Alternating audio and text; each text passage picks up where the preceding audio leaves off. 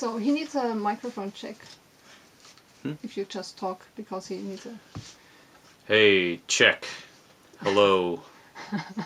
La la la la.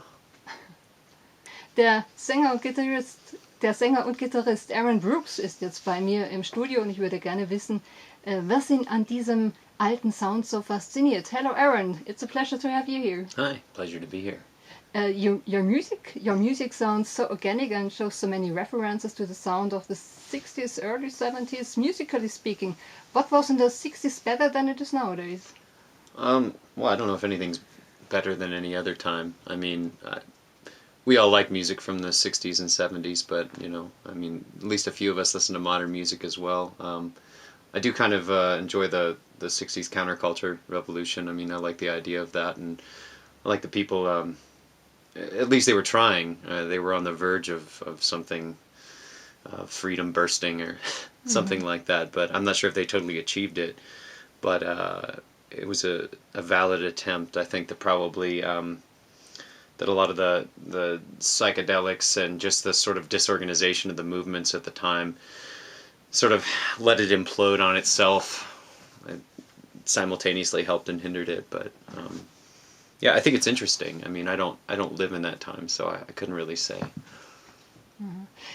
Aaron sagt, dass ihn die Musik nicht mal so sehr speziell fasziniert in dieser Zeit. Das ist eher ein Zufall, dass sie einfach diese Musik mögen. Aber vielmehr interessiert ihn oder fasziniert ihn der kulturelle Aspekt des Hippie Movement, die Flower Power Bewegung. But in consequence, what do you think? Were the ideas by the hippies free love, peace, drugs, all utopia, or is the spirit somehow adaptable in the way we live nowadays? How do you mean, is it adaptable to the way that we live nowadays? I have the impression you try it. I mean, you live on the countryside, on a farm. Yeah, I mean, I suppose to an extent. I mean, I can't speak for everybody in the band because we all have very different personalities. I mean, I've certainly tried all those different ideals. What especially? I mean, the free love thing, or yeah, sure, the free love thing. I've tried that. Sure. That's difficult. Yeah, sure. I mean, I don't want to sit here and advocate drugs or anything. It's not. I wouldn't lie and say that I haven't experimented with them, because of course I have, but I wouldn't be an advocate for drugs. I think that some people can do them and some people can't, and if you do them, then you have to moderate them, and to me those things are all tools. I mean, they're not really, I mean, alcohol I guess is more of a recreational drug, but I don't really use them for recreation per se. It's more a tool for exploration more than anything. As far as free love goes, I mean, I've definitely dabbled in that as well, but I think that's really difficult, and I don't know, maybe it takes a more evolved mind to really to do that and to be able to do it.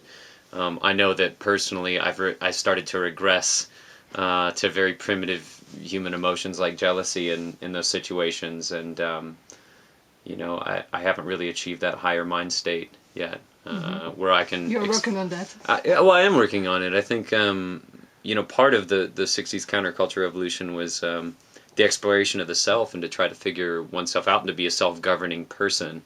And I think that's why there were so many movements that were anti-establishment, is because people were, for the first time, trying to become very self-governing, where they could rule over themselves, and therefore, also by ruling themselves, get along with each other. I think that was the goal towards a utopia. I don't think it was achieved. I think there's probably a number of factors why that wasn't achieved. Maybe it was a little too much too soon all at once, or maybe it was cocaine, or I don't know. Okay, also Aaron sagt,